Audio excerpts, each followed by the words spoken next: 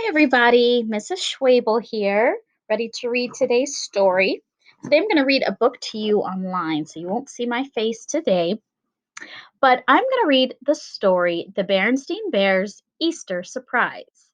This is written by Stan and Jan Berenstain, and the publishing company is Open Road.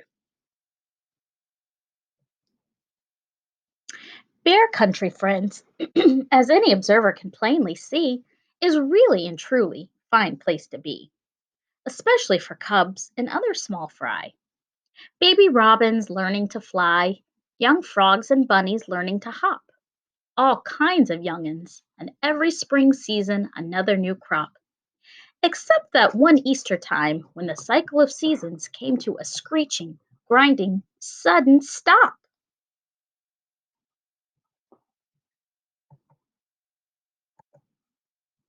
So, friends, let's now turn back the clock to before the sister was born and brother was the only cub on the block, to when the bear's treehouse wasn't nearly so grand, when a very strange thing occurred in Bearland.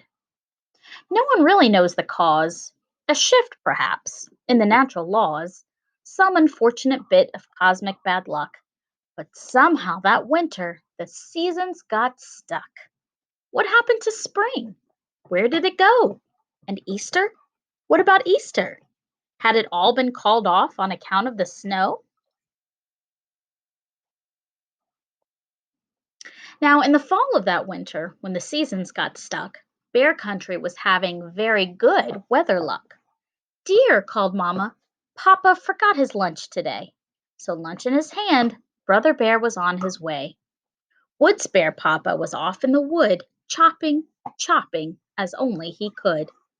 Yes, as any observer can plainly see, Bear Country was a great place to be, a great place to spend for growing up time. There were puddles to jump, trees to climb, plants that catch flies, grasses that whistle, the lesson you learn backing into a thistle. Ouch! So much to do and see and know, a wonderful place in which to grow. But, and here's the rub, a little lonesome for an only cub.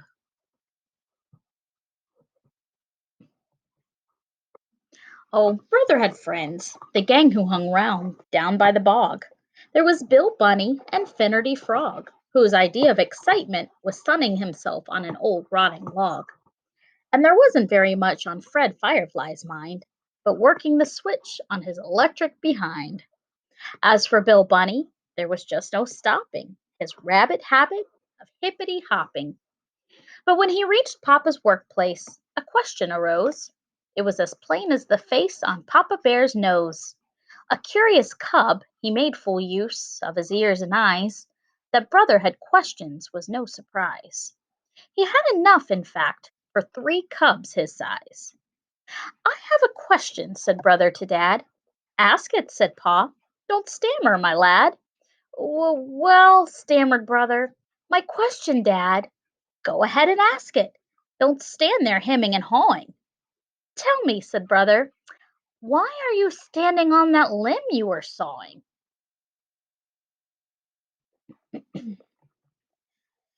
A good question, said Pa. Do you have any more? It's one of the things papas are for. I have many, said brother. There's so much to know. Like, where do we come from? Like, where do we go? What makes the sun shine? Why do rivers flow? In the middle of a river, how deep does it get? Do fishes get thirsty? Why is water wet? Where does your lap go when you stand up? How many fluid ounces in a buttercup? Yes, you may ask me any question, no matter how far out. Being open to questions is what parenting's about. I have all the answers, the who, what, why, and where.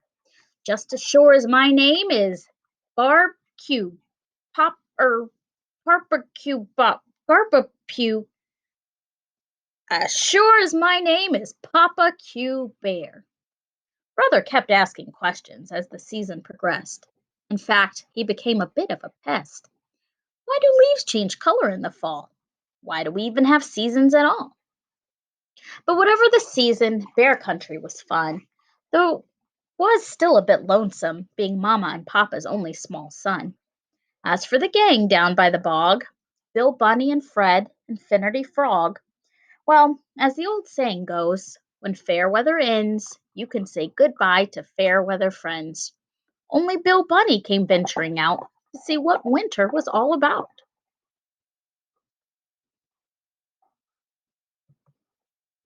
It was a strange sort of winter, gloomy and gray, and somehow it seemed to have come to stay. Said Papa. Something's gone wrong. This winter is hanging on much, much too long. He looked at the papers, turned on the TV, checked every reference book in the tree. Something's gone very wrong. It's more than bad luck. Somehow or other, the seasons got stuck. But that cannot be, said Mama Bear. Maybe not, said Papa, but just look out there. Ma looked out of the window of their home sweet tree. There was a whiteout as far as the eye could see. But what about spring and Easter? What about Easter? Easter? What's Easter? Asked Small Brother Bear. What's Easter? It's a day of treats, said Papa Bear.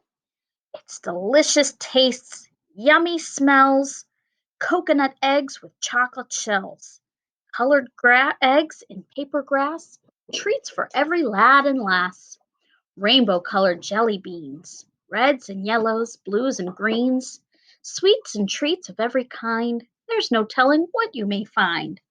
Molasses, mocha, treacle, honey, and best of all, the Easter Bunny. Now, Papa, said Mamma, if you please, you can't see the forest for the trees. And while I don't deny those things are fun, Easter means much more, my son. It's a new beginning, the warm sun melting snow and ice, bringing forth crocus, tulips, edelweiss, drawing new life from the cold winter earth, baby robins, the miracle of birth, the great rainbow after a warm spring rain. What's a miracle? Asked Brother. Son, it's something wonderful we can't quite explain. And this Easter, said Mamma, looking into Brother's eyes, you'll have an extra special Easter surprise. And at that very moment, Brother slipped off Mamma's lap. Hmm, was Mamma's lap getting smaller? Or was it just that Brother was getting taller? Or even a little of both, perhaps, which is often the way with cubs in laps. Come, said Pa, it's time for Boss Bunny to wiggle his ears. It has been the custom for years and years for Boss Bunny to signal spring by wiggling his ears. We can count on Boss Bunny. He wouldn't let anything happen to spring. And certainly not Easter. Easter's his thing. Not a sign of Boss Bunny, not a wiggle or wit, except a small one saying, Boss Bunny has quit. Boss just couldn't do this. Had he no pride? What about spring and Easter, they cry. And, and, said Brother with tears in his eyes, what about my Easter surprise? Pa was especially down in the mouth. Who will bring our jelly beans, our reds and yellows, blues and greens? And my surprise, said Brother, what might it have been? A giant Easter egg in a decorated tin? A basket of yellow marshmallow chicks? A lifetime supply of lemon sticks? Mamma just smiled and gave a small shrug, reached down and gave Brother a Mama Bear hug.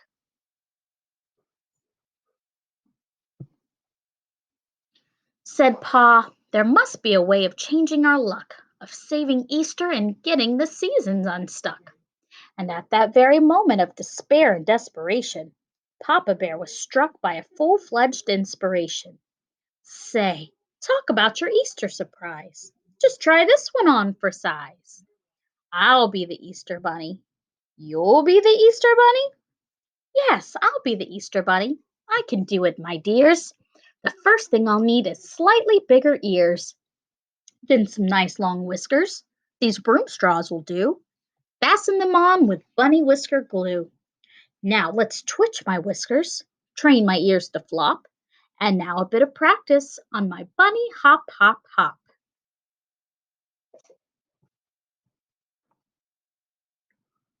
The next thing we'll need is a ready egg supply, 6 or 7 packets of Easter egg dye, some practical arrangement of scrap lumber and planks to direct the egg supply into the mixing tanks. Then an extra nail or two and one more rubber band. Now, this last connection. Here, son, give me a hand. Now all that's left to do, as you can plainly see, is hook the thing up to my good old Model T. It's working! It's working! It's not working! It's not working!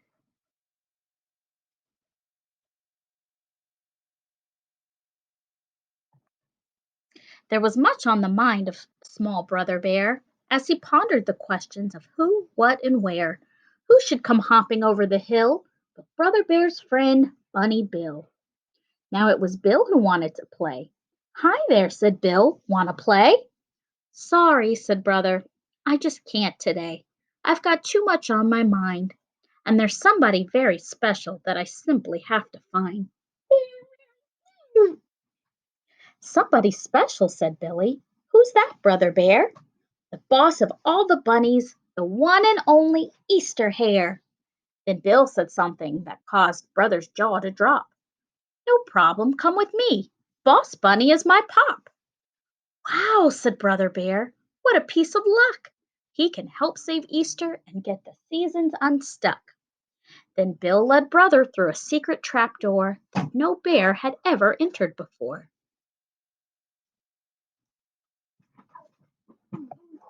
It led to a secret underground room.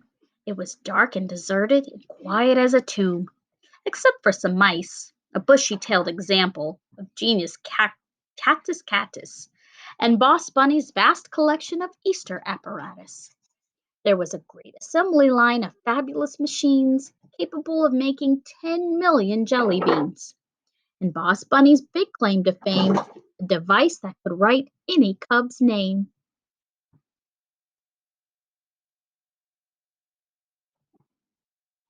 Just up ahead was a funny little door with a narrow crack of light showing at the floor.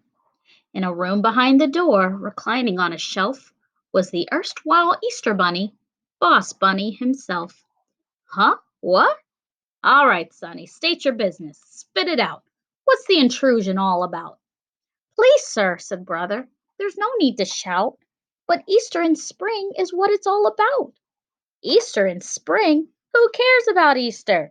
And spring is a bore. Do you have any idea of just how long I've managed Easter and kept the seasons moving along? Twitching my whiskers, wiggling my ears. Why, it's undignified for someone of my golden years. Do you have any idea of what it means to make 10 million jelly beans? Paperwork, the regulations, the egg supply, the aggravations, not to mention the aches and pains. I've got arthritis, bursitis, mixer elbow, sinusitis. I'm old and crabby, bent and stooped. I'm POOPED, pooped.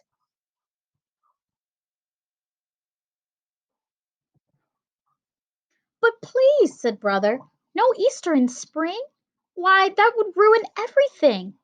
Look, said Boss, I'll say it again. Who cares about Easter? And spring is a bore. I'm fed up to here and I'm not going to take it any more. But Mr. Bunny, we need Easter in spring. We need a warm sun, melting snow and ice. All that Easter hocus pocus about daffodils and crocus, tulips, crocus, starts my body aching and my teeth a hurtin'. Edelweiss. So stop your begging and your blurtin'. My decision to resign is absolutely firm and certain. Drawing new life from the cold winter earth. Baby Robin's the miracle of birth.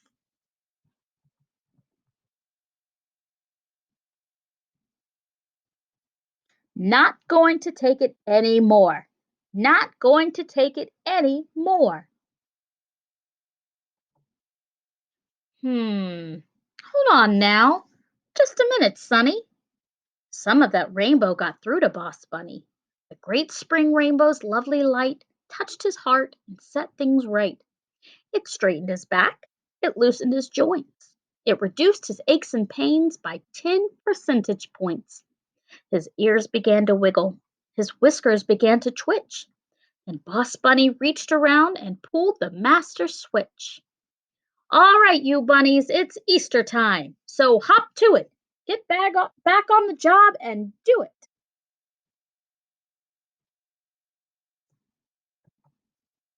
On Easter morning, Brother opened his eyes, stretched, and remembered his Easter surprise. Come in here, called Mamma. There's something you must see. Marshmallow chicks, thought Brother. A chocolate egg and bunny. In fact, it was all three. The Easter bunny brought those, my dear. Your special surprise is over here. What was in the basket was a baby, a little baby bear. Brother Bear was so surprised, all he did was stare. Then, as he reached to touch her tiny toes, her small fist accidentally popped him on the nose. Say, for a tiny baby, she has quite a punch. And as he rubbed his nose, he knew it was more than just a hunch. That something wonderful had happened, that he wouldn't be lonesome any more, that his extra special Easter surprise had been well worth waiting for. Papa, he said, I have one question. You may ask me any question, said Papa Bear to Brother. The baby. Where did the baby come from? Said Pa. I think that one's for your mother. Remember about Robin, said Ma, and the miracle of birth? Mama, you got your lap back, interrupted Brother, and Mama had.